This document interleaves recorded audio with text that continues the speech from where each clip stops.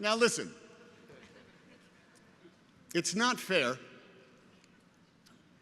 but please don't be embittered by this fact that without having done a lick of work,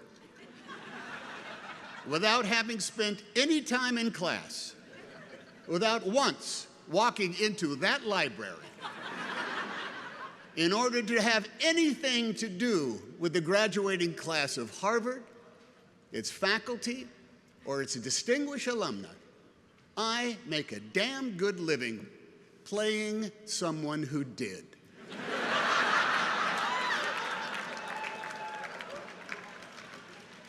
It's the way of the world, kids.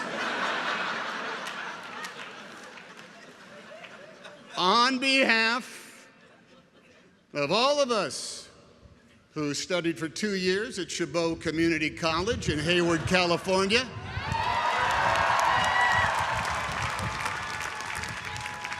2 semesters at California State University, Sacramento, and for 45 years at the School of Hard Knocks, earning a Bachelor of Arts degree in one damn thing after another. Thank you. Thank you. I don't know much about Latin. I have no real passion for enzymes. And public global policy is something I scan in the newspaper just before I do the Wordle. And yet here I am, closing for Josiah, Palace, and Vic. Thank you, guys. Some of us here can recite by repetition the preamble to a television show we might have seen 5 days a week about a strange being from another planet with powers and abilities far beyond those of mortal men, Superman, who, disguised as a mild-mannered reporter for a great metropolitan newspaper — there were many metropolitan newspapers once, and some of them were great — who could change the course of mighty rivers and bend steel with his bare hands. He was faster than a speeding bullet, and he was more powerful than a locomotive, and he was able to leap tall buildings at a single bound, and those are very, very impressive superpowers. No? Well, what was most impressive about his powers was how he chose to wield them. Yeah, cats were saved from trees, and evildoers were banished to the phantom zone, and the innocent were rescued with reliable and assuring regularity. But in those half hours, which have since grown to many full-length films and multiverses, and God, you kids see them all, was the ongoing struggle for not just the protection and safety of the world, but too, the exposing of crooks and their lies to the light of day. Superman, you see, and his proxies of Wonder Woman and Captain America and Black Panther and the Black Widow and the Fantastic Four. My God, there's a million of them. They are all enmeshed in that never-ending battle for truth, justice, and the American way. And in such a struggle, being a Superman is a plus, even with his one lethal weakness, exposure to chunks of the wreckage of his home planet destroyed by its own hubris and apathy. But hey, there ain't no Superman nor anyone else in his Justice League. There's just us on this planet. Now, on occasions such as this, beware of certain orators who resort to using sage quotations from historical figures, or the words of legends of literature and arts, or the name-dropping of famous friends as a claim to some kind of wisdom or super ability. Some people standing at this podium shouldn't be considered much more than lucky sots who are in the right place at the right time with the right goods and the right attitude. Or, as a man named Marlon Brando once said to me, Vic, would you pick up that name I just dropped? Marlon Brando, would you hold on to it till we're done? Thank you. Give it back to me at the end. I'm going to need it back.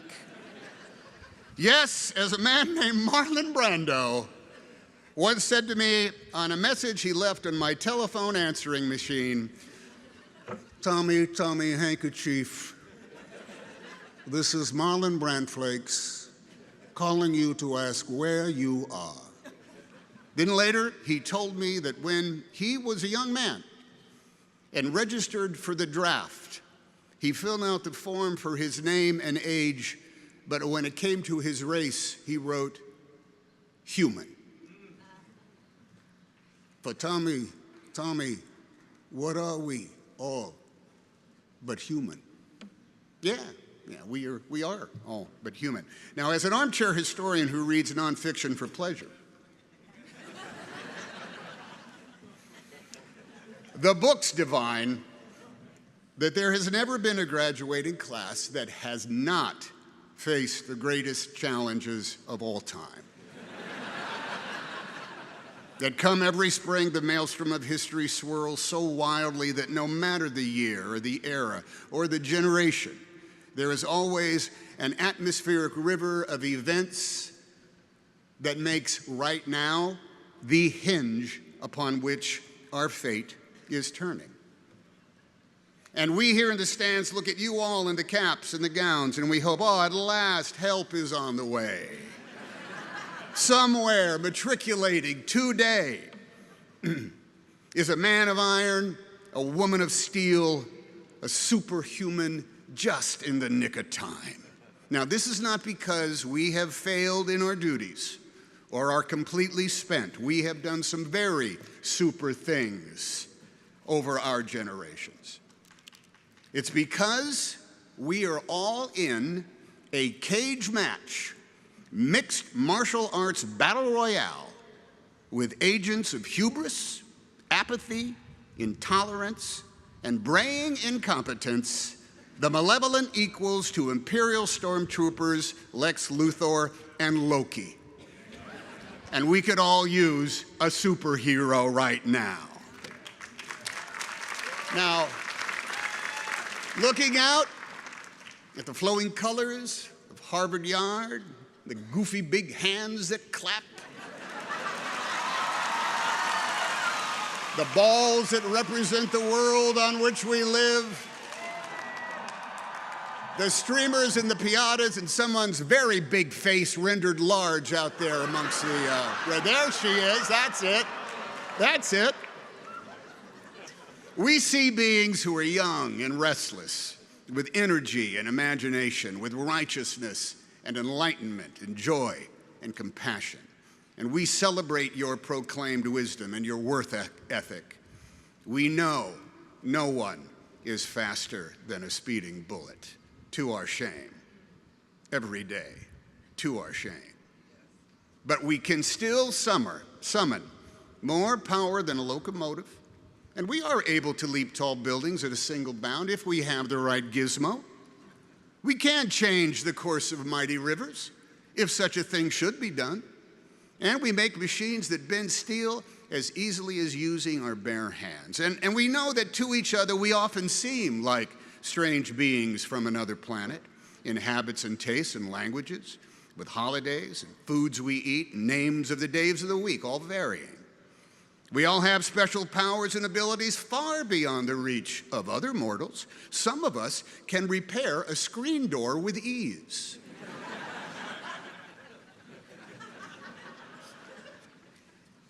Some of us can take care of a 5-year-old kid and a toddler for 24 hours a day and never stop loving them.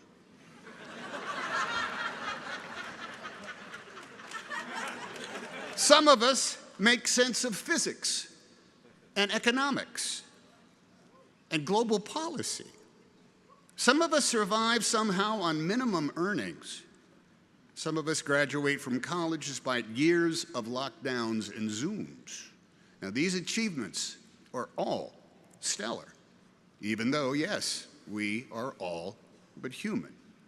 Still, we'd like to look up in the sky and see not a bird, not a plane, but, well, someone who is young and strong and super, who will fight the never-ending battle for truth, for justice, and for the American way. Someone who will take on that work. Now, all right.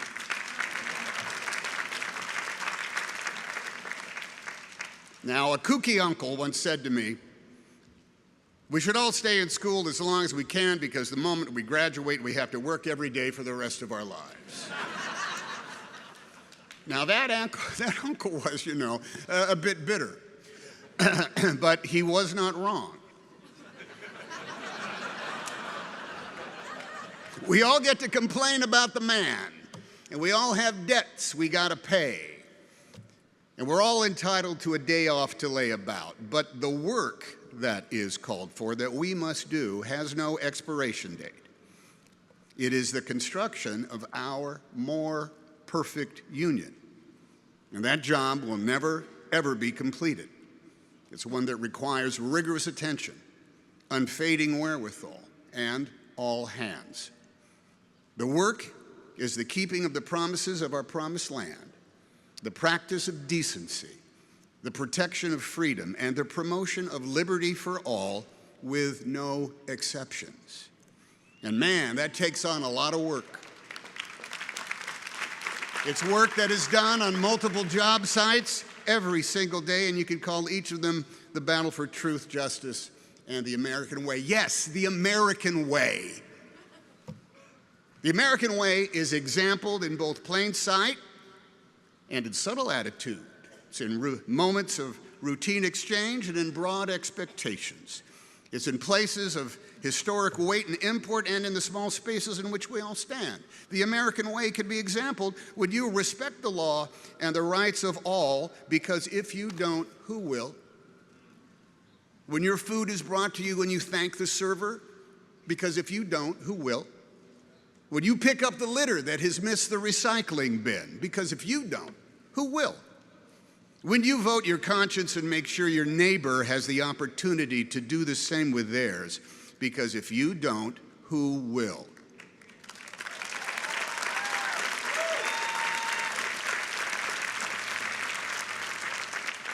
When you make good on your victories and learn from your losses, because both are the results of proud and noble efforts. If you don't, who will? The American way was first proposed not far from here, when subjects of a king demanded more control over their lives than that dictated by someone else's definition of providence. At the same time, women had no legal recourses. An entire segment of the population had been taken from their homeland and enslaved to work as chattel regardless of their age. And the original inhabitants of this continent, from sea to shining sea, the only ones who carried the DNA of America, were considered subhuman. Yet even with such paradox was written down the how-to.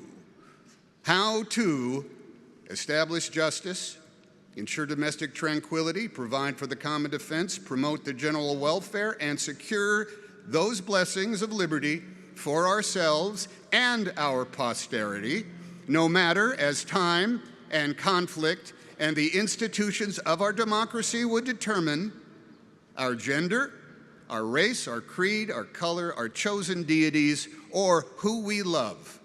For it is our manifest destiny to pursue our own happiness. All of us, no exceptions, are entitled to the inalienable rights of liberty and freedom because we live in the United States of America.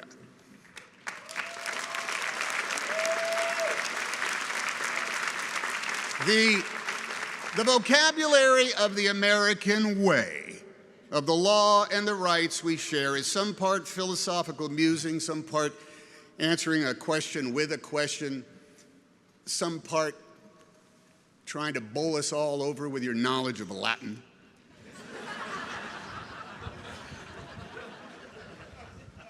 Some part answering the question with a question. And the rest is all practical. It's even physical, and it's certainly tangible. It's the language of telling the truth. What is truth again in Latin? Veritas.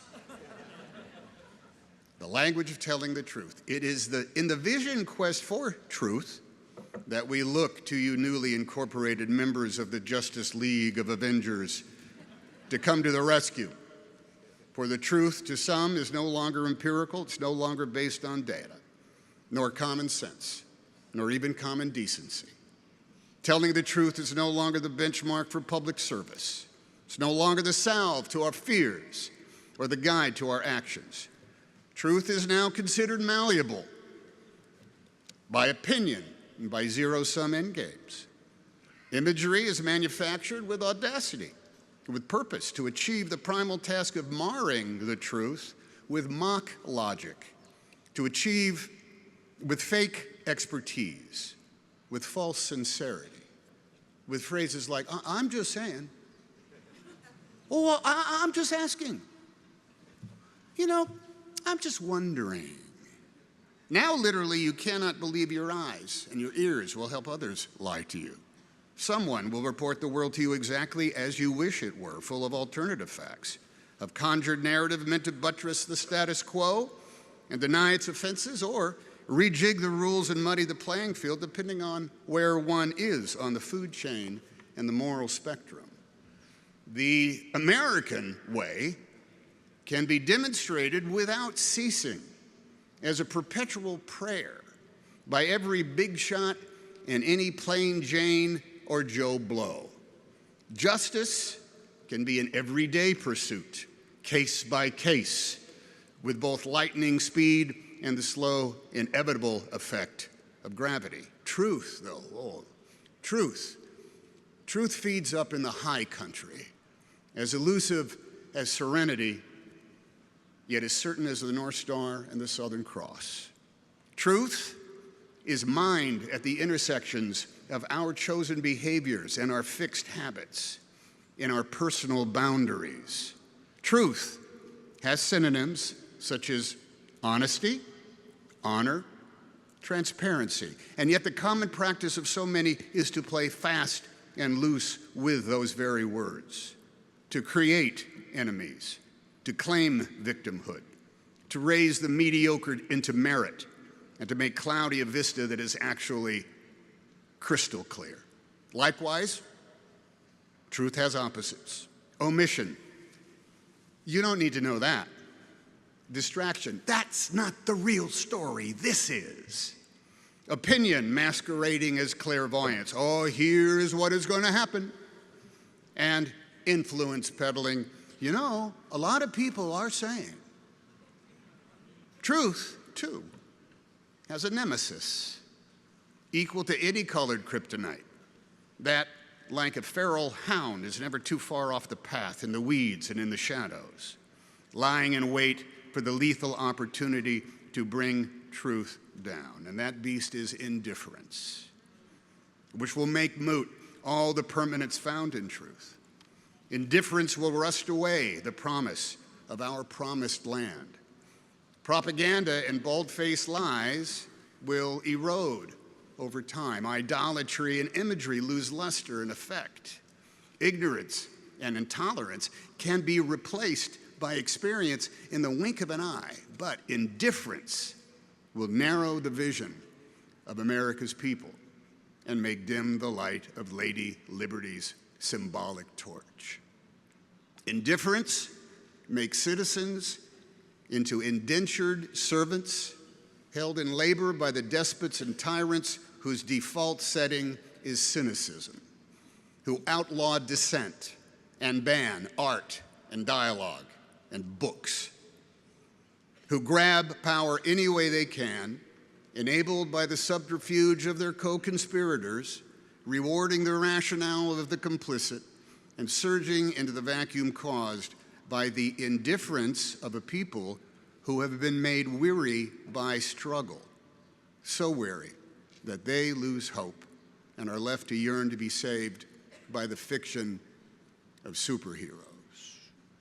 Every day, every year, and for every graduating class, there is a choice to be made. It's the same option for all grown-ups who have to decide to be one of three types of Americans: those who embrace liberty and freedom for all, those who won't, or those who are indifferent. Only the first do the work of creating a more perfect union, a nation indivisible. The others get in the way. In the never-ending battle you have all officially joined as of today, the difference is in how truly you believe and in how vociferously you promote and how tightly you hold to the truth that is self-evident, that of course we are all created equally, yet differently. And of course, we are all in this together. If we do the work, justice and the American way are within our grasp, no matter our gender, our faith, our station, our heritage or genetic makeup, the shade and hue of our flesh, or the continental birthplace of our ancestors. Why is that truth so hard for some to accept, much less respect? If you live in the United States of America, the responsibility is yours, ours. The effort is optional. But the truth is sacred, unalterable, chiseled into the stone of the foundation of our republic. All of us are able. None of us are super. We are the Americans. Liberty and justice is for us all. Because yes, we have specific names, and we have lived every year of our ages. But when it comes to race, we are all uniquely, magnificently, simply human. Or so said Marlon Brando to Tommy Handkerchief. May goodness and mercy follow you all the days of your lives. Godspeed. Congratulations.